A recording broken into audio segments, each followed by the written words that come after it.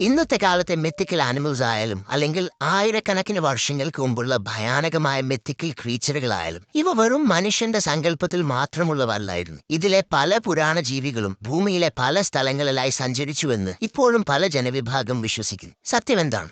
ഈ കൊടൂര ജീവികൾ നമ്മുടെ ഭൂമിയിൽ ജീവിച്ചിരുന്നു? വരൂ, നമുക്ക് കണ്ടെത്താം. യഥാർത്ഥത്തിൽ ജീവിച്ചിരുന്നുവെന്ന് വിശ്വസിക്കുന്ന 7 പുരാണ കടൽ ജീവികൾ. ഭാഗം 3. Julia fish. 1999 മാർച്ച് 1. പസഫിക് സമുദ്രത്തിന്റെ ആഴങ്ങളിൽ നിന്നൊരു ശബ്ദമുയർന്നു. ഒരു സ്ത്രീയുടെ മൂളൽ പോലെയുള്ള ശബ്ദം. 3000 മൈലിലധികം ദൂരം സഞ്ചരിച്ച് അത് ശാസ്ത്രജ്ഞരുടെ ഹൈഡ്രോഫോണുകളിലെത്തി. അവർ ആ ശബ്ദത്തിനൊരു പേര് നൽകി, ജൂലിയ.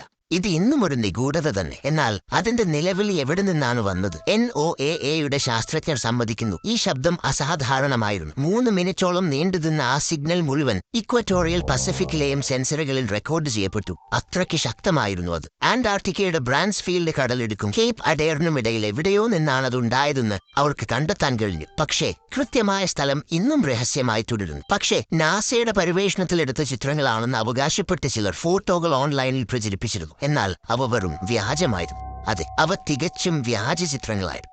അങ്ങനെ ഒരു നാസ മിഷൻ തന്നെ നടന്നിട്ടില്ല. എന്നാൽ ആളുകൾ വിശ്വസിക്കാൻ തയ്യാറായിരുന്നു. കാരണം അവർക്ക് ആ നിഗൂഢത യാഥാർത്ഥ്യമാകണമെന്നു തന്നെ ആഗ്രഹിച്ചു. ക്രിപ്റ്റോസോളജിസ്റ്റുകളും ഫാൻ തിയറിസ്റ്റുകളും ജൂലിയെക്കുറിച്ച് വിവരണങ്ങൾ സൃഷ്ടിച്ചു. അവർ പറയുന്നത് 800 മീറ്റർ വരെ നീളമുള്ള ഒരു ഭീകരമായ ജീവിയാണിതെന്ന്. തിമിംഗലത്തിന്റെ ശരീരം, പക്ഷേ അതിലും വലുതായ ഒരു ഭീമൻ. ഇരുണ്ട ശരീരത്തിൽ നക്ഷത്രങ്ങൾ പോലെ തിളങ്ങുന്ന പാടുകൾ. അതുകൊണ്ടാണ് ചിലർ ഇതിനെ വിളിക്കുന്നത് സ്റ്റാർ ബീസ്റ്റ് എന്ന്. ശാസ്ത്രീയമായ തെളിവുകളില്ല. ഒരു മൃതദേഹവും കണ്ടെത്തിയിട്ടില്ല. വ്യക്തമായ ഫോട്ടോകളോ വീഡിയോകളോ ഇല്ല. എന്നാൽ ആ ശബ്ദം യാഥാർത്ഥ്യമാണ്. അത് റെക്കോർഡ് ചെയ്യപ്പെട്ടിട്ടുണ്ട്. ഹൈഡ്ര. ഗ്രീക്ക് ഇതിഹാസങ്ങളിൽ പറയുന്ന എല്ലാ ജീവികളിലും ഏറ്റവും പേടിപ്പെടുത്തുന്നതും വിചിത്രവുമായത് ഒന്നാണിത്. ഒരു സാധാരണ പാമ്പല്ല. ഒരൊറ്റ തല മുറിച്ചാൽ 2 പുതിയ തലകൾ വളരുന്ന ഭീമൻ പാമ്പ്. കഥ തുടങ്ങുന്നത് പുരാതന ഗ്രീസിലെ ലേർണ തടാകം എന്ന സ്ഥലത്ത്. അവിടെ ജീവിച്ചിരുന്നത് ലേർണൻ ഹൈഡ്ര. അത്ര വലിയതായിരുന്നതിനാൽ വെള്ളം തന്നെ അതിന്റെ വിഷത്താൽ കറുത്തതായി പറയപ്പെടുന്നു. അതിന്റെ ശ്വാസം വിഷമാണ്. രക്തം തീ പോലെയാണ്. സമീപിക്കുന്നവർക്ക് മരണമുറപ്പ്. എന്നാൽ ഇവിടെയാണ് കഥ രസകരമാകുന്നത്. പുരാതന കാലത്ത് ഹെർക്കുലീസ് എന്ന വീരൻ ഹൈഡ്രയെ കൊല്ലാൻ പോയി. അവൻ ഒരു തല വെട്ടി 2 തല പുറത്തു വന്നു. മറ്റൊരു തല വെട്ടി 4 തല. അവൻ മനസ്സിലാക്കി ഇതിങ്ങനെ തുടർന്നാൽ ഹൈഡ്രയ്ക്ക് 100 തല വരും. അപ്പോൾ അവനൊരു തന്ത്രം ചെയ്തു. ഓരോ തല വെട്ടിയ ശേഷം കഴുത്ത് തീ കൊണ്ട് ചുട്ടരിച്ചു. അങ്ങനെ മാത്രമേ അതിനെ കൊല്ലാൻ കഴിഞ്ഞുള്ളൂ. രസകരമായ വസ്തുത, ഹൈഡ്രയുടെ 9 തലകളിൽ 1 അനശ്വരമായിരുന്നു. അതിനെ വെട്ടാനോ ചുട്ടരിക്കാനോ കഴിയില്ലായിരുന്നു. ഹെർക്കുലീസിന് 1 മാത്രമേ ചെയ്യാനാവൂ, അതിനെ വലിയ കല്ലിനടിയിൽ കുഴിച്ചിടുക. അതിനാൽ ഹൈഡ്ര യഥാർത്ഥത്തിൽ മരിച്ചിട്ടില്ല. കാരണം പുരാണ കഥയിൽ ഹെർക്കുലീസിന് അതിനെ കൊല്ലാൻ കഴിഞ്ഞില്ല. ഗ്രീക്കുകാർ ഇപ്പോഴും ഏതോ വലിയ കല്ലിനടിയിലുണ്ടെന്ന് വിശ്വസിക്കുന്നു. ഈ ജീവി സത്യമായിരുന്നോ? തീർച്ചയായുമല്ല. പക്ഷേ ആരോ ഉണ്ടാക്കിയൊരു മനോഹരമായ കഥയായിരിക്കാനാണ് സാധ്യത. നമ്മുടെ അടുത്ത ജീവി അല്പം വ്യത്യസ്തമാണ്. മറ്റ് രാക്ഷസന്മാരെ പോലെ സമുദ്രത്തിലല്ല ഇത്. ചതുപ്പുകളിൽ, നദികളിൽ, തടാകങ്ങളിൽ, ശുദ്ധജലത്തിലാണ് ഈ ഭീകരൻ വസിക്കുന്നത്. ഇതിന്റെ പേര് ബുനി.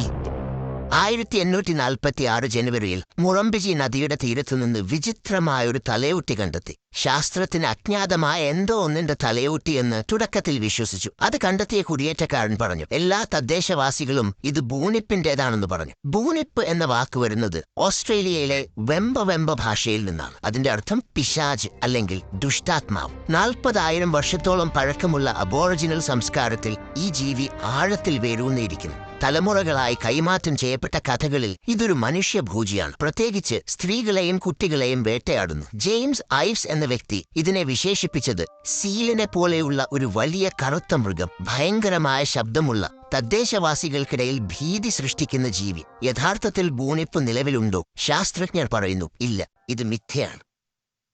അടുത്ത ജീവി നമ്മൾ അധികം കേൾവിയില്ലാത്ത എന്നാൽ പസഫിക് സമുദ്രത്തിലെ നാവികരെ വിറപ്പിച്ച ഒന്നാൾ. അതാണ് അഡാറു.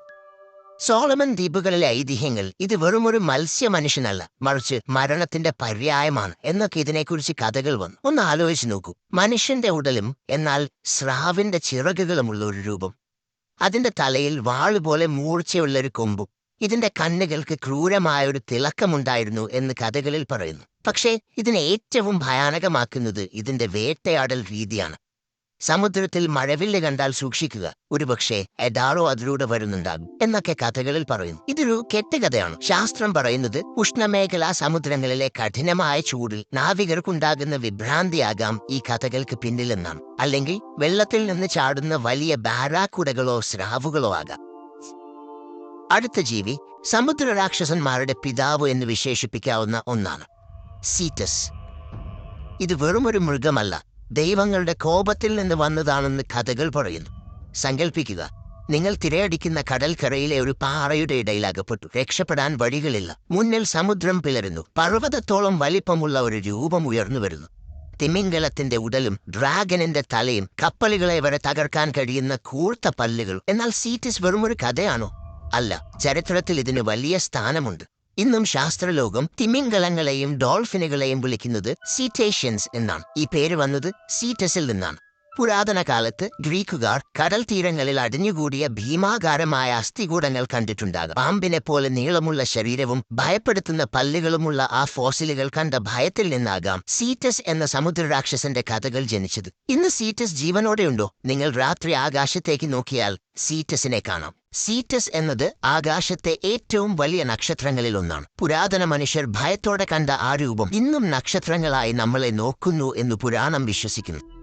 അടുത്ത ജീവി സമുദ്രത്തിലെ ഏറ്റവും വിചിത്രവും ഭയപ്പെടുത്തുന്നതുമായ ഒന്നാണ് സീ ബിഷപ്പ്. കേൾക്കുമ്പോൾ ഇതൊരു തമാശയായി തോന്നാം, കാരണം ഇതിനെ കേൾക്കുമ്പോൾ തന്നെ വിശ്വസിക്കാൻ കുറച്ച് പ്രയാസമാണ്. പക്ഷേ 16-ാം നൂറ്റാണ്ടിലെ നാവികർക്ക് ഇതൊരു പേടി സ്വപ്നമായിരുന്നു. സങ്കൽപ്പിക്കുക, സമുദ്രത്തിന്റെ ഇരുണ്ട ആഴങ്ങളിൽ നിന്ന് ഒരു മത്സ്യം ഉയർന്നു വരുന്നു. പക്ഷേ അതിനൊരു മീനിന്റെ മുഖമാണ്, മറിച്ച് ഒരു മനുഷ്യന്റെ അല്ലെങ്കിൽ ഒരു പുരോഹിതന്റെ രൂപമാണ്. ഇതിനെക്കുറിച്ച് ഓർക്കുമ്പോൾ തന്നെ രോമം എഴുന്നേൽക്കും. ഇതിന്റെ തലയിൽ ഒരു ബിഷപ്പിന്റെ കിരീടം പോലെയുള്ള തൊലിയും ശരീരത്തിൽ പുരോഹിത വസ്ത്രം പോലെ തോന്നിക്കുന്ന ചിറകുകളും ഉണ്ടായിരുന്നു. 551-ൽ ബോൾട്ടിക് കടലിലാണ് ഇതിനെ ആദ്യമായി കണ്ടെത്തിയത് എന്ന് പറയപ്പെടുന്നു. പോളണ്ടിലെ രാജാവിന്റെ അടുത്തേക്ക് ഇതിനെ കൊണ്ടുപോയപ്പോൾ ഈ ജീവി സംസാരിച്ചില്ല.